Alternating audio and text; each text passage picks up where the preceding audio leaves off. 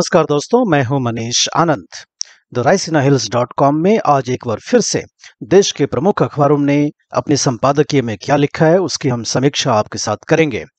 दोस्तों, द्रौपदी मुर्मू देश की 15वीं राष्ट्रपति बनने जा रही हैं। 25 जुलाई को chief justice of India N V. Ramana उनको राष्ट्रपति के पद की शपथ दिलाएंगे। राष्ट्रपति भवन में द्रौपदी मुर्मू का जाना एक बहुत बड़ा, एक हम कह सकते हैं कि ऐतिहासिक मुकाम है देश के लोकतंत्र के लिए, जिसके ऊपर जितने भी हमारे अखबार हैं देश के, हिंदी हो चाहे अंग्रेजी हो, सबने प्रमुख रूप से इसके ऊपर संपादकीय लिखी है। और सबका अगर टोन आप देखें तो मालूम चलेगा कि एक खुशी वाली बात, सारे अखबारों ने जनमानस में जो खुशी की बात है उसको जाहिर करा है अपने संपादकीय के माध्यम से। दोस्तों, अगर आप देखें, द्रौपदी मुर्मू ने जिस तरह से यशवंत सिन्हा, जो विपक्ष के जॉइंट उम्मीदवार थे राष्ट्रपति चुनाव में, उनके ऊपर जीत दर्ज करी है। और जिस तरह से ऐसे राज्य, आंध्र प्रदेश हो गया, जहां की भारतीय जनता पार्टी का ना तो एक एमपी है ना एक एमएलए है, वहां से भी 100% वोट मिलना द्रौपदी मुर्मू का कहीं ना कहीं एक बहुत बड़ा राजनीतिक सूचक है कि बहुत अरसों से एक हमारे लोकतंत्र में एक कमी सी थी कि हमारी जो आदिवासी समाज हैं उनका प्रतिनिधित्व देश के सबसे बड़े संवैधानिक पद पर आज तक नहीं हुआ, जिसकी पूर्ति द्रौपदी मुर्मू के माध्यम से अब होने जा रहा है। ये हमारा एक, आप कह सकते हैं कि सारांश है। सारे जितने भी संपादकीय छपे हैं उसके ऊपर में अच्छी अच्छी हेडलाइन भी दी हैं सारे अखबारों ने। मैडम प्रेसिडेंट भी कहा है, आदिवासी फर्स्ट प्रेसिडेंट भी कहा है। एक तरह से हम माने तो जैसे इंडियन एक्सप्रेस की बात करें तो वो कहता है कि ये एक बहुत ही रेयर मोमेंट है, बहुत ही कम ऐसे ऐसे पल इतिहास में आते हैं जब महिला और देश की एक हिस्सेदारी होती है और दोनों एक दूसरे को पूरा करते हुए दिखते हैं। और ऐसा इंडियन एक्सप्रेस ने उम्मीद भी जताया है कि द्रौपदी मुर्मू का राष्ट्रपति भवन में होने से जितने भी हमारे वंचित समाज हैं, समाज के लोग हैं, उनको मुख्य धारा के समाज में जोड़े जाने का प्रयास किया जाएगा। ये उम्मीद निश्चित रूप से बहुत ही वाजिब है। अगर हम टाइम्स ऑफ इंडिया की बात करें तो वो थोड़ी और गहराई में जाता है और हमें याद दिलाता है कि जब द्रौपदी मुर्मू झारखंड की गवर्नर थी, राज्यपाल थी, तब उन्होंने रघुवर दास, जब वहाँ के मुख्यमंत्री थे, और असेंबली में टेनेंसी लॉ उन्होंने 2 मरतबे पास करने की कोशिश की गई थी। दोस्तों, आप जानेंगे कि झारखंड में ऐसा कानून है कि कई सारे इलाकों में आप ज़मीन खरीद नहीं सकते, क्योंकि वो आदिवासी बाहुल्य इलाका है और आदिवासियों के हैबिटेशंस को बचाने के लिए ऐसा कानून वहाँ पर है, जिसको परिवर्तन करने की कोशिश रघुवर दास सरकार ने करी थी। लेकिन द्रौपदी मुर्मू ने राज्यपाल रहते हुए उस बिल को 2 बार वापस करा था। तो जैसा विपक्ष ऐसा लांछन लगा रहा है कि द्रौपदी मुर्मू जब राष्ट्रपति बनेंगी तो वो एक रबर स्टैंप के रूप में ही काम करेंगी। अगर आप इंसिडेंट को देखेंगे तो शायद ऐसा आरोप लगाना सही नहीं होगा।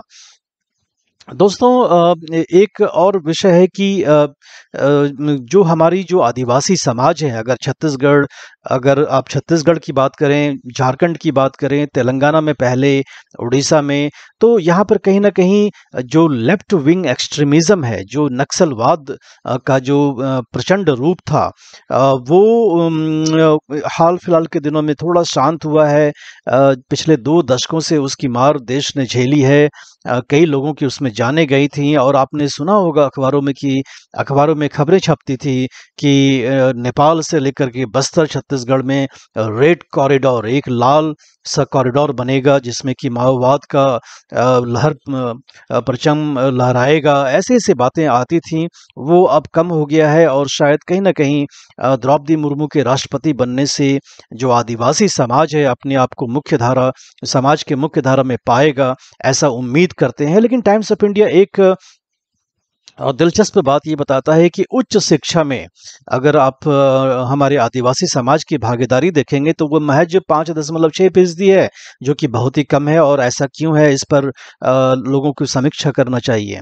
द हिंदू की अगर हम बात करें तो उसने भी द्रौपदी मुर्मू की जीत पर जो जश्न है लोगों के बीच में, उसकी भावना को जाहिर करा है अपने संपादकीय के माध्यम से।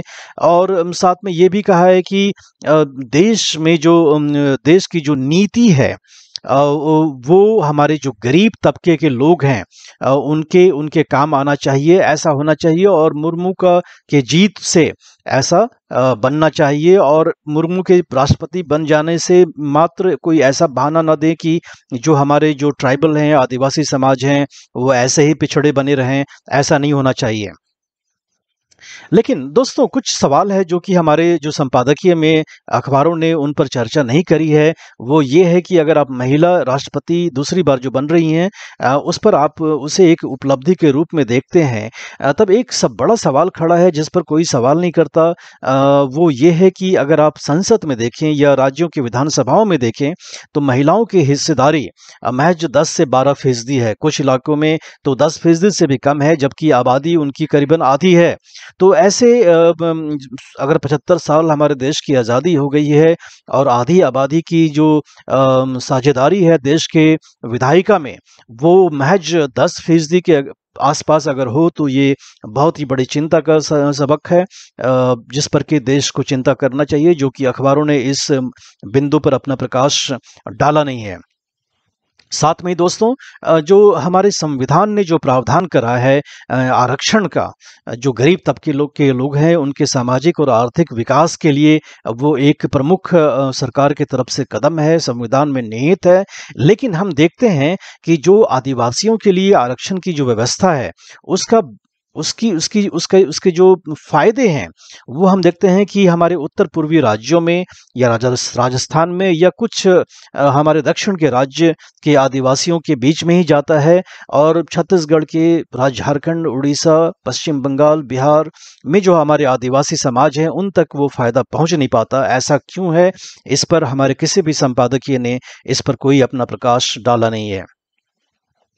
दोस्तों सुप्रीम कोर्ट ने मोहम्मद जुबैर को आखिरकार बेल पर रिहा कराया और ये भी आदेश दिया कि जितने सारे उनके खिलाफ एफआईआर लॉन्च किए गए हैं उनको एक साथ इकट्ठा करके दिल्ली में उसको भेजा जाए। आप जानते हैं दोस्तों कि उत्तर प्रदेश में कई सारे एफआईआर लॉन्च करे गए थे। मोहम्मद जुबैर वो वही हैं जो ऑल्ट न्यूज़ के को फाउंडर हैं और फैक्ट चेकिंग करते हैं, तथ्य सही है या गलत है उसको चेक करते हैं। वो अभी गिरफ्तार हुए थे।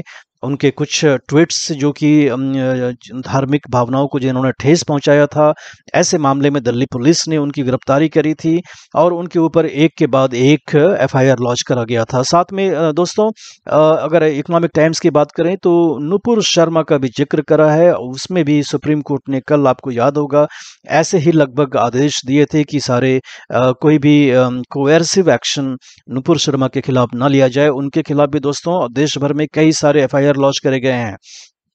हिंदू ने मोहम्मद जुबैर की रिहाई को वेलकम रिलीफ कहा है। डेक्कन हेरल्ड ने इसको कहा है कि जो व्यक्तियों का जो अधिकार है उसकी पुष्टि करता है उन सुप्रीम कोर्ट का आदेश।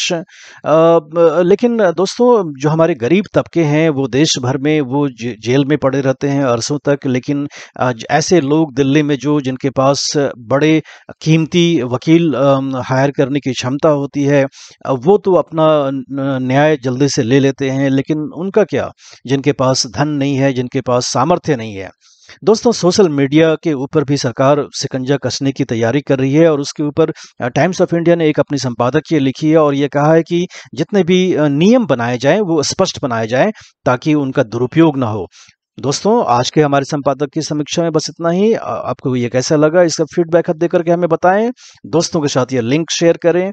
डिटेल में वेबसाइट पर theraisinahills.com पर अपनी खबरों को पढ़ें। धन्यवाद।